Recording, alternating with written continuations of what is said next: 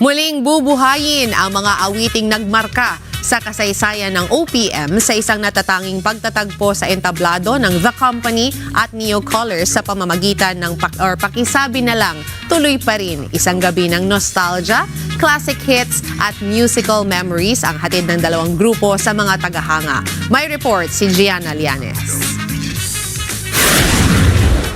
Nagsimula ng marangkada ang ika-10 taon ng World Travel Expo at ang edisyong ito ay isinagawa sa lalawigan ng Cebu.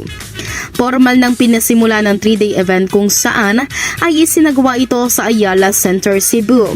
Ang nasabing pagtitipon ay naglalayo na ma-explore ang ganda ng likas na yaman ng ating bansa. Sa 3-day event ay nag-aalok sila ng mga discounts, promos at mga freebies para sa mga travelers at mga explorers. Pinasimula nito kahapon noong August 14, araw ng Biyernes sa nasabing mall sa pamamagitan ng ribbon cutting na dinaluhan ng mga exhibitors, sponsors, guests at ng mga organizers na isa-isang ipinakilala ni Ms. Miles Caballero ng AdAsia Events Group.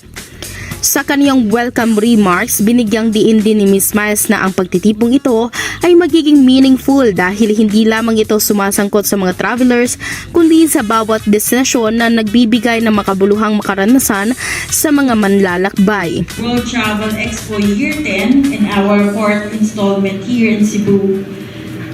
We are reminded of the reason why this gathering continues to be meaningful. At its heart, the World Travel Expo has always been about people. It is about the destination that inspire us, the communities that welcome travelers, and the individuals who work behind every experience that makes. Nagkaroon din ng bahagi ang mga pangunahing panauhin, mga kinatawa ng pamahalaang lokal ng lalawigan ng Cebu, mga sponsors at mga exhibitors para sa kanilang pambungad na pananalitan na sinundan ng dance number ng Kansugbo Dance Fusion. Exciting at maaaliw kayo sa 3-day travel fair dahil sa mga inihahanda nilang mga games, promos at activity contest.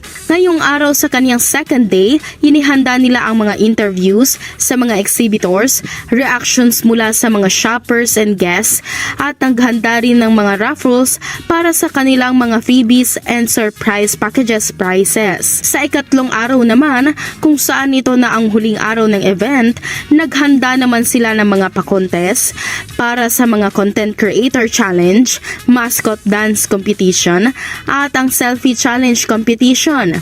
Nakatakdang isagawa ang awarding sa huling bahagi bago ang pagtatapos ng 3-day travel expo. Kaya may panahon pa mga Cebuanos, punta na sa Ayala Center dito sa Cebu City mula August 14 to 16, experience the extraordinary journey and exceptional memories. Mula dito sa lalawigan ng Cebu, ako si JL Rosales, matatag, matapang, matapat.